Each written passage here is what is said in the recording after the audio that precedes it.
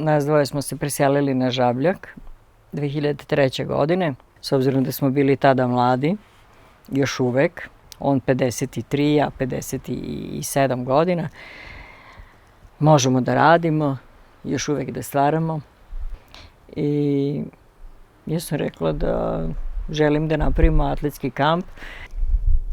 I on me onako ružno pogledao, kako muškara zna da pogleda kad ne veruje u neke stvari. I ovo je jako lep posao zato što dolaze mladi ljudi. Nije najvažniji novac u tom momentu da imate vi za realizovati nešto i sa nečim krenuti. Bitno je imati saputnika koji će vas razumeti, koji će u korak sa vama da ide. A što se tiče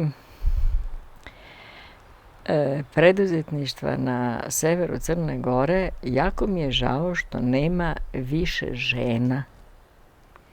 Iako je primjetan broj žena u preduzetništvu u odnosu na prethodnih 10 godina, kada je vlasnica preduzeća bilo svega 9,6%, žene još uvijek nisu u dovoljnoj mjeri zastupljene u ekonomskom životu.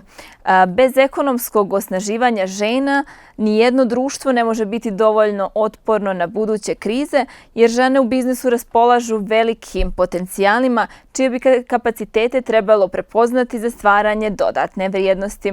Upravo zbog toga je od izuzetnog značaja važno da postičemo žene u sticanju vještina i iskustva kako bi bile konkurentne na tržištu.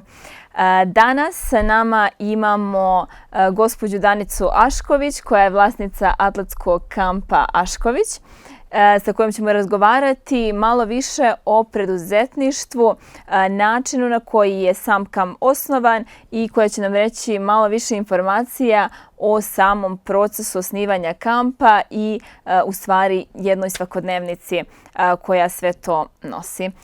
Gospođo Danice, dobar dan i dobro nam došli. Drago mi je što ste se odazvali našem pozivu. Dobar dan i vama i dobro mi došli. Ovdje stvarno osjećamo neku domaću onako atmosferu, možemo reći. Mi smo već imali priliku ranije da razgovaramo i da mi onako malo dočarate kako sve teče i u vašem kampu i kako izgleda jedan svakodnevni dan.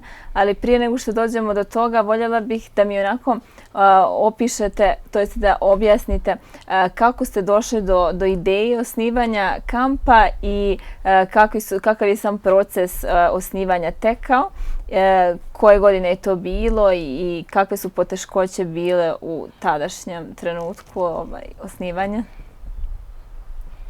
Neću krenuti od poteškoća, krenut ću od... Nas dvoje smo se preselili na Žabljak 2003. godine. Suprug je atletski trener, ja sam nutricionista i me je sinula ideja da, s obzirom da smo bili tada mladi, još uvek, on 53, a 57 godina, možemo da radimo, još uvek da stvaramo.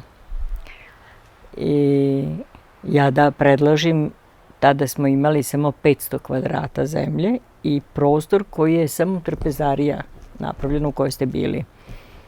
I ja sam rekla da želim da napravimo atletski kamp gde će dolaziti masa dece, masa sportista, deca. Kad imate godina kao ja, onda su deca do 55 godina. I ja kažem, dolazit će mladi na treniranje, na odmor, pre takmičenja velikih, posle takmičenja na oporavke, posle povreda i tako to. Ja ću spremati hranu, stručno. I on me onako ružno pogledao, kako muškara zna da pogleda kad ne veruje u neke stvari. Kaže, ti ćeš kuvati za mnogo dece. To je bio njegov komentar. Ja kažem, da, zašto da ne? I ja kažem, onako malo provokativno, ja kažem, ti si zaslužan atletičar, ti toliko ljudi znaš iz atletike. Ajde, prva grupa koja budeš ti doveo na pripreme kod nas, neka bude bar 30 njih da ti ja pokažem i dokažem da ja to mogu, bez problema. I on razgovarao sa 2 trenera i nakon nedelju dana dolaze mini busevi, dolaze deca sa trenerima. 34 od njih, ja sela sa ljudima, razgovarala, imali bolesne dece, iz verskih, iz ovih i onih razloga, šta ko jede, kaže, ne brinite se, kaže, svi su mesojedi. Ukoliko je doručak, ručak, večera, naravno sve se to spremalo, u minutu je bilo sve na stolovima i sve. I moj suprug šokiran, pa ti to možeš sama. Kažem, pa naravno. Imam 4 dece, ja sam naučila na gomilu dece uvek u kući i uvek da udovoljavam. I to je tako krenulo. Naravno, nije tu bilo Bog zna koliko sredstava za napraviti sve ovo odjednom. Mi smo to nekih 6-7 godina radili i gradili. Kupimo i napravimo i taj teren što je obogatilo sadržaj. Tako da i zadnjih nekih 7-8 godina, s obzirom da polako sustižu moje godine, mene, uzimam ženu leti da pomaže. Tomislav mi pomogne puno. Ja isključivo kuvam, nabavljam svu papirologiju, prijave, porez, sve to radim ja, ali treba neko da sprema sobe, prostorove okolo, napolju, unutra, sve to. Tako da, to smo podelili između nas. I ovo je jako lep posao, zato što dolaze mladi ljudi. I svi koji dođu na planinu nisu zahtevni. Svi su tako prizemni, normalni. Desi se da od 100 njih jedan bude hirovit ili jedna. Da ja to ne jedem ili meni ne odgovara to, ja bi džakuzi, ja bi ovo ili ono. Mislim, došao si na planinu na 1500 metara, treba ti džakuzi ili ti treba, ne znam, krevet sa baldahinom. Tako da smo, tako da... Vi ste meni prije našeg početka razgovora rekli da ste u stvari vi većinu života proveli u Americi, ili tako, u New Yorku? Jesam. Završili ste ekonomski fakultet, bavili ste se bankarstvom. Možete nam malo pomenuti kako je u stvari tekla cijela ta priča i da li vam je u stvari to iskustvo poslovno i tekako služilo za sve ovo čime se bavite danas, u smislu papirologije, pokretanja same firme i svih ostalih, da kažem, birokratskih stvari koji izuzetno jesu teški i generalno zahtijevaju dosta onako i truda i... Pa, jedno je sigurno da sam naučila da radim u Americi i da se ustaje rano i da se u mrak, što bi rekli, i leže se u duboki mrak. Recimo, moj radni dan traje od nekih 5 ujutru do ponoći, tako da vrlo je zahtevno, ali toliko donosi lepote sve to da, ali ne kroz materijalno i finansijsko, jer napomenula sam da cena pansiona je zaista toliko niska da tu ne može čovjek da se obogate. Ja se pokrijem sa time, ali se radi sa ljudima i to udržava. A što se tiče papirologije, ja sam naučila papirologiju u banci.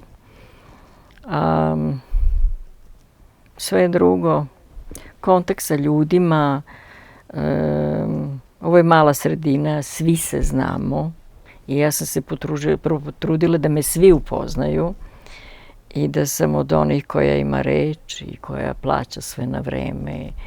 I ako kažem sutra u 7:03 minuta, ja sam kod tebe u 7:03 minute. Nema, mislim, da ja sad nešto kasnim ili šta ja znam. I u početku je bilo, pa nemoj, pusti bar u 11, ja ne mogu u 11 da dođem. I ja sam nekako modifikovala ljude na Žabljaku, možda će se neki naći prozvanim i uvređenim, ali ispoštovali su i još uvijek ispoštuju to. Evo jedan primjer da mi, kad smo registrovali firmu, registrovala sam pri Ministarstvu sporta, 6 mjeseci radimo ovde i 6 mjeseci u Ulcinju, znači u 2 opštine. I ja u zimskom periodu, kad treba da dođem, da predam završni račun u januaru, ja knjigovođa sve sredi, ja samo dotočim jedan dan, ispotpisujem, odem u Perusko i predam. A kad treba da se plati porez, to je od 1. marta počinje da se plaća. Ja sam redovno zvala zaposlene i rekla, ja dolazim 1. maja i ja ću čim predam vama odmah uzeti telefon, aplikaciju odmah uplatiti. Nemate brige. I ja sad, ove zime smo bili ovde. Prva zima koju smo proveli na Durmitoru za 20 godina, za 23 godine u stvari, bila je blaga. Verovatno su se uplašili i nije padao sneg, nije bilo hladno, tako da smo bili tu. I ja kad sam se pojavila da platim ranije, rekla, šta jesi ti bolesna? To je bilo smešno. Ali uglavnom sve je okej. I sa osmehom i razumevanjem i ljudima sitnicu neku učinite, uzvratite, svi će vam činiti. Čak i ukorili Crnogorci. Da, to je izuzetno značajno pomenuti. A sad kada ste mi pomenuli samu registraciju vašeg kampa, obično kažu da je za registraciju potrebno 1 euro da registrujete firmu, je li tako? Međutim, to zahtjeva mnogo više. Sad bi se smejala, ali je neumesno, da. Da, zato što zahtjeva, je li tako, i knjigovođu, i zaposlenog, i platiti jednog zaposlenog i sve to što nosi jedan taj preduzetnički posao. Možete li nam onako ukratko objasniti šta je u stvari, kako je tekao taj proces? Samo osnovati atletski kamp papira brojčano trebalo je negde oko 30 da se nabavi. To je strašno. To je strašno. A ništa ne možete osim prebivališta da dobijete na Žabljaku. Znači sve ide Podgorica, a u tom periodu bile su Srbija i Crna Gora zajednica. Znači, ja sam morala da idem za Beograd, za Novi Sad. To je 6 meseci otprilike trajalo. To je iziskivalo vremena, strpljenja, para. Proveli smo više vremena na točkovima nego pa onda zakažem. Pa kaže, pa šta, mislim, ja sam u odnosu na te osobe koje su radile na šalterima i u kancelarijima, mogu da im bude mama ili baka. Kaže, pa šta ti misliš da si ti u Americi da ti zakazuješ? Ja kažem, pa dajte ljudi, budite razumni. Ja nisam došla tu 2 ulice dalje, došla sam iz Crne Gore da to odradim. Zvala sam vas, rekli ste da je u redu da dođem danas u lupam vreme, 9-10 sati. Vi meni sad kažete da ne može tako. Ja, to je bilo strašno. A taksi naplatiti. Ja kažem, u jednom momentu sam bila srećna što je bilo odakle da se to sve poplaća. A kad smo registrovali taj atletski kamp, trebali smo da imamo trenera i trebali smo da imamo menadžera. I s obzirom da ja sam bila u judu, nisam bila u atletici. Sve što sam naučila sam, gutala sam knjige jedno prve 3-4 godine, sve sam nabavila. Sin i ja u Njujorku išli smo po antikvarnicama da nabavimo knjige. Najosnovnije da znam da kad sedim sa atletičarima u društvu i sa trenerima, da znam da razgovaram sa njima, da ne budem ko neka tutamuta, onda sam pala s Marsa. I lepo smo to sve sredili, s tim što sam ja morala da od Evropske zajednice, od specijalnog odeljenja tražim dozvolu za menadžera, pa polagati ispite, pa sve to. I mislim, i to je tek bilo. Ali smo jedini u Crnoj Gori koji imamo atletski kamp, s tim što sam proširila pre jedno nekih 5-6 godina atletski kamp i prenoćište koje podrazumeva prenoćište i za ostale ljude, ne samo za sportiste. Ja, to je tek bilo dodavanje u statut, pa ovo, pa ono, pa nisu znali kako da odrede procenat naplate taksi i poreza. To je bilo strašno. I onda svake godine mora se predavati cenovnik svega što se radi, tako da bi imali uvid u to da baš onako. Ali kažem, sve u svemu nije tako strašno. A što se tiče, recite nam, sada imamo različite aktere koji su onako uključeni u realizaciju različitih projekata kao što je UNDP, Unija poslodavaca, Institut za preduzetništvo i ekonomski razvoj. Kako je tada tekla ta situacija? Da li ste vi imali neke subvencije možda od strane države? Da li ste imali neku pomoć? Da li ste mogli da se prijavite za različite možda neke vidove pomoći u tom početnom periodu koji su mogli da vam olakšaju? Pokušala sam, mnoga sam vrata otvorila jer sam želela da napravimo atletsku stazu kao prvo. Jako je važno imati uz atletski klub da se ima i atletska staza. Jedino zaista gospodinu Roćenju, mislim da je pokojni, i gospodinu Vuletiću, predsjedniku Atletskog saveza i tadašnjem gradonačelniku Žabljaka, zamolim ih da mi daju negde komad zemlje, jedno 18 do 20 hiljada kvadrata, da mi napravimo pravu atletsku stazu, da bude elipsastog oblika, 4 metara dužine, 3,5-4 metra širine. I mi dobijemo to i komunalno nam obezbedi bagere da se to izravna, da se to stvarno napravi lepa staza da bude. Međutim, mi odemo za Ulcinj i vratimo se u proleće. Ljudi jurcaju sa konjima, sa kravama po stazi. Unakaze, unište. A recimo kamionima, šleperima se dovlačio šljunak koji se stavljao da bi to bilo fino, da deca ne trče po zemlji, po tom korenju, šta ja znam, nego da to bude za nogu udobno i ugodno. I onda smo jedva uspeli da objasnimo ljudima koji imaju životinje ovde u okruženju da ne idu na stazu, da ne uništavaju to, jer ipak to donosi opštini. Ne stavim ja to u džep, nego dolaze gosti koji koriste te staze. Evo i sad se spremaju tu nekoliko njih za olimpijadu u Parizu, a Toma je pripremao do sada takmičare, jednu Kenijku i jednog našeg Crnogorca za Peking 2008. Pa 2012. dolazila je naša Slađana Pejović za London i tada je opet došla ta Kenijka da je Toma sprema i mislim baš onako uslovi su ovde fantastični za pripreme. Tako da to smo prirodu i ovo što smo imali ideje uspjeli da realizujemo, da uklopimo i da napravimo ovo što smo napravili. Ima još dosta toga da se radi i jedino što poželim nama dvoma da poživimo još malo da to realizujemo do kraja kako smo zamislili. Nadam se da hoćemo.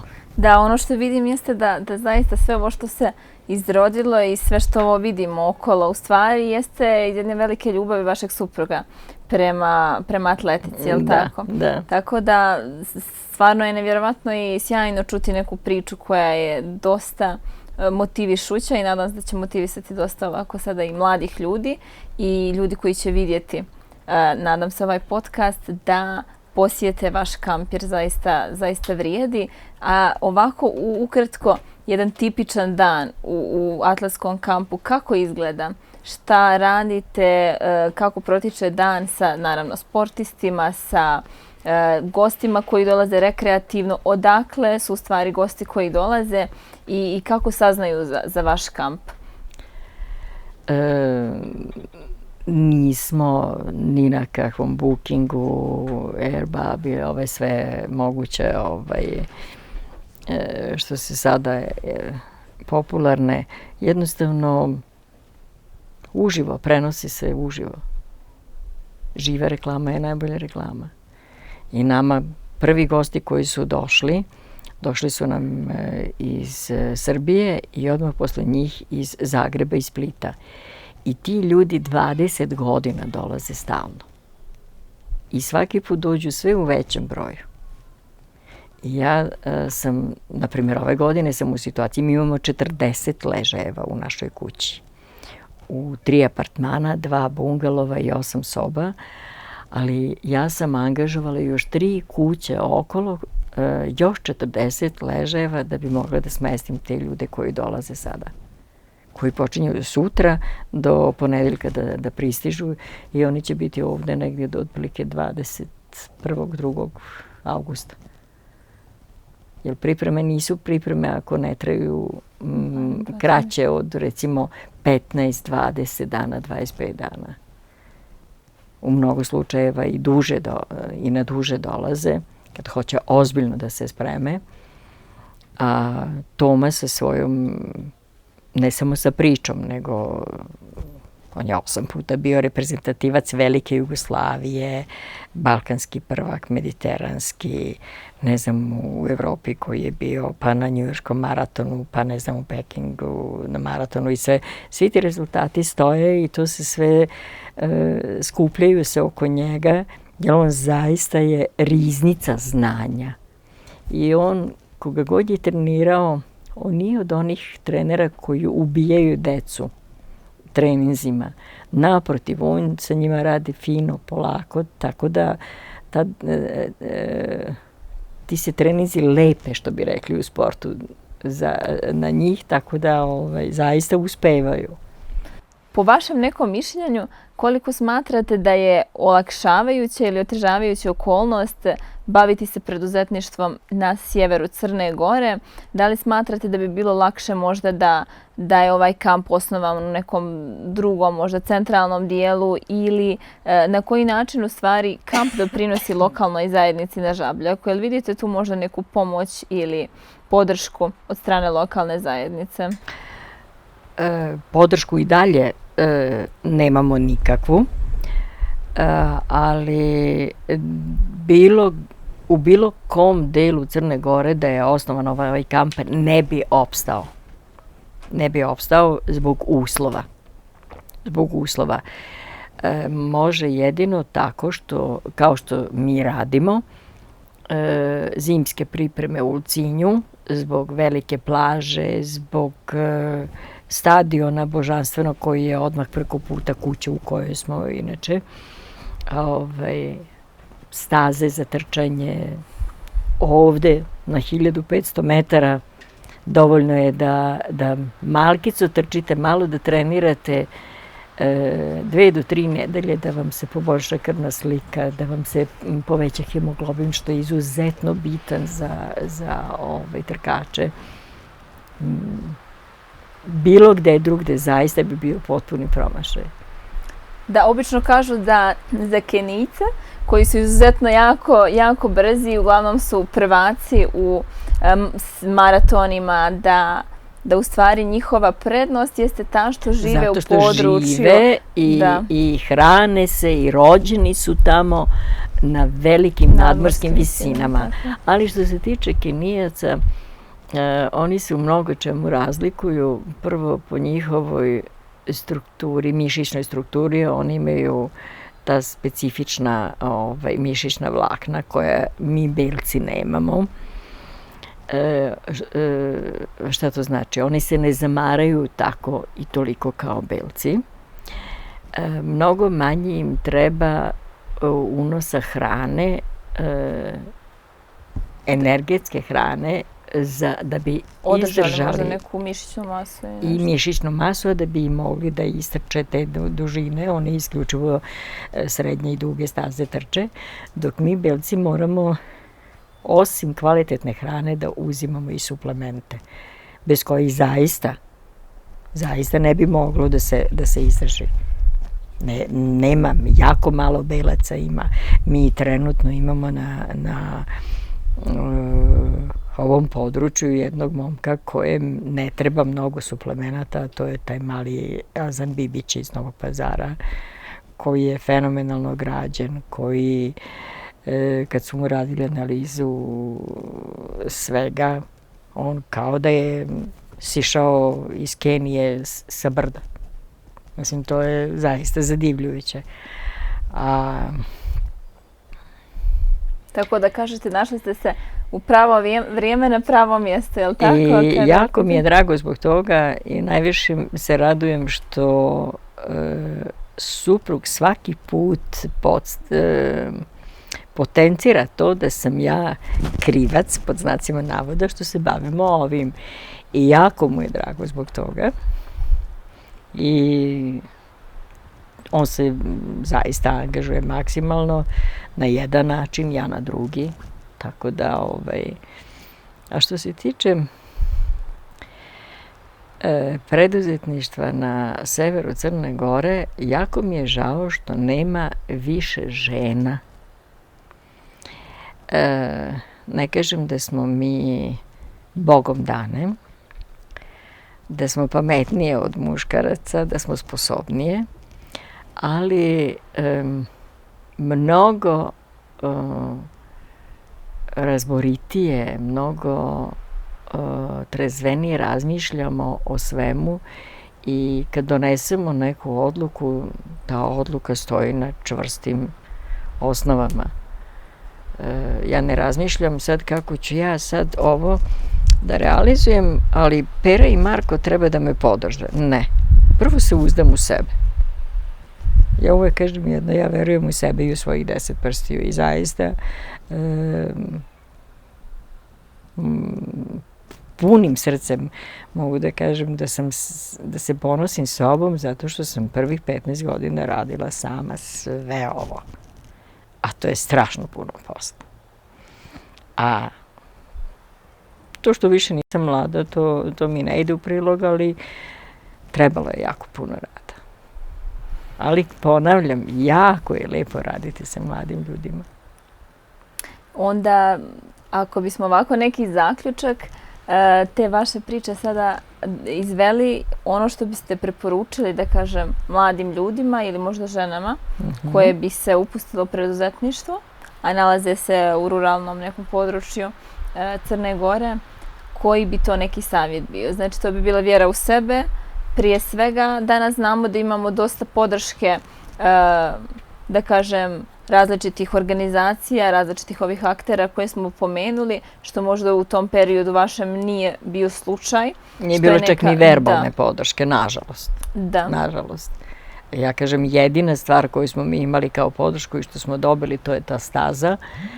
I srećna sam zbog toga, a isto tako sam srećna što nismo dobijali nikakve finansijske pomoći, ni od koga, ne moramo biti zahvalni nikome, oduživati se, a to je nama ljudima u prirodi da čekamo da nam se neko oduži kad nešto uradimo, to se zna. A za ženice od sveg srca želim da počnu da razmišljaju o tome da se bave, neka izmisle, neka liste iz časopise, neka noću ne spavaju, neka razmišljaju čime bi mogli da se bave, ali je najvažnije, nije najvažniji novac u tom momentu da imate vi za realizovati nešto i sa nečim krenuti. Bitno je imati saputnika koji će vas razumeti, koji će u korak sa vama da ide, koji će svaku vašu ideju da sa vama nebrojeno puta prožvaće, da izvučete, da pišete sve što ste zamislili, pa da prelazite 1.000.000 puta preko svega toga, da li je to u redu. Što mislite da još nešto malo dodamo ili skinemo? Puno toga ima da se uradi, ali, kažem, podrška, ne porodice. Porodica može da vas, mama, tata, braća, sestre, mogu da vas podrže, prijatelji, kumovi mogu da vas podrže, ali to je uglavnom podrška postoji sve dok ne krenete. I kad krenete, onda ostanete sami. I ono što vas u stvari vuče jeste ta neka vizija. Jeste. Snovi koje imate i cilj dokle želite u stvari da stignete. Mislim da je to nešto. Još bi želela, stvarno bi želela još dosta toga da postignemo. Koji su neki novi programi ili da kažem inicijative koje planirate možda da uvedete u nekom narednom periodu? Sada se već bliži, da kažemo, kraj ljeta, kreće ta neka možda sezona koja je malo... Bilo bi lepo da nastavimo sa tim zimskim pripremama, da se to radi, zato što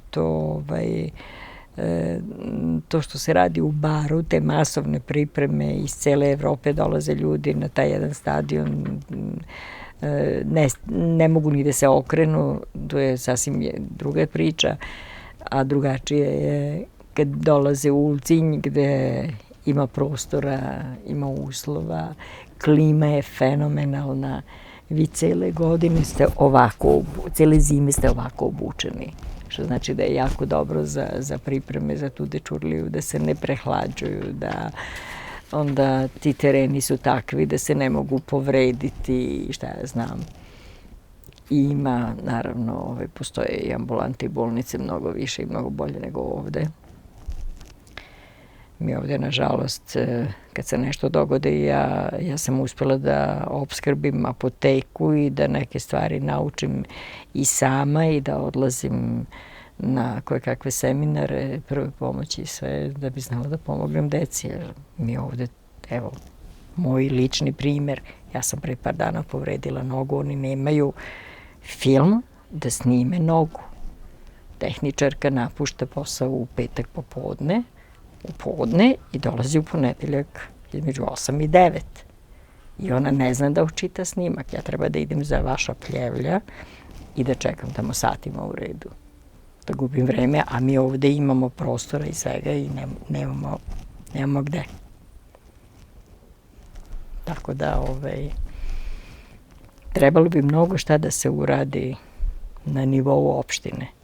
I svi oni znaju šta ja jako dobro mislim. I kad god smo imali sastanak privatnici, ja sam uvijek bila najglasnija, nažalost, ili na sreću. Nekad su me poslušali, nekad nisu i onda na koncu shvate da sam bila u pravu i da treba da se promenu neke stvari. I ne možete još jedna stvar. Vi kad imate ovako nešto, vi ne treba da imate 10 zaposlenih ljudi. Treba mi ženica koja će da sprema, ja koja ću da pripremam sve to, papirologiju da odrađujem i suprug koji će fizičke radove da radi. Ne treba mi sad 5 robova koje ću ja da plaćam. I zašto? Ja i onako ne znam da sedim, ja i onako neću dozvoliti nikome da priprema hranu umesto mene, jer ja sam stručna. Ovde, ako bi suprug je hteo ove godine da mi uzmemo kuvaricu, ja kažem, molim te, kuvarica bi kuvala kako se kuva kod kuće ili u restoranu. Ovde ne može, ovo je sportska hrana koja nije ni masna, ni ljuta, ni kisela, ni slana, ni ništa. Ima jako mnogo povrća, najmanje mesa ima, voća i tako to. I onda se odlučio, onda je rekao, dobro, nećemo uzeti nikog, radit ćeš i dalje. Tako znači, izuzetno je bitno da pomenemo da je izuzetno bitan taj, da kažem, podrška od strane... Jeste. To je to što sam rekla, saputnika, podrška saputnika je jako bitna. Jer ako saputnik kaže, ja, sad ćeš ti to da radiš, baš si ti za to, ubije ti želju i volju za nečim što ti sanjaš, što ti želiš. Imaš ambicije koje bi žela da realizuješ i sad osoba koju poštuješ, voliš, dišeš za nju, jednom samo napravi facu i dosta ti je i jednostavno izgubiš volju za radom. A ovako je lijepo. Danice, ja bih se vama zahvalila na ovom razgovoru koji je izuzetno bio prijatan. Da se zahvalim na vašem gostoprimstvu i na atmosferi i izuzetno smatram da sav ovaj rad koji ste odradili i posao koji tek slijedi, koji je pred vama, da će zaista onako donijeti samo dobre rezultate.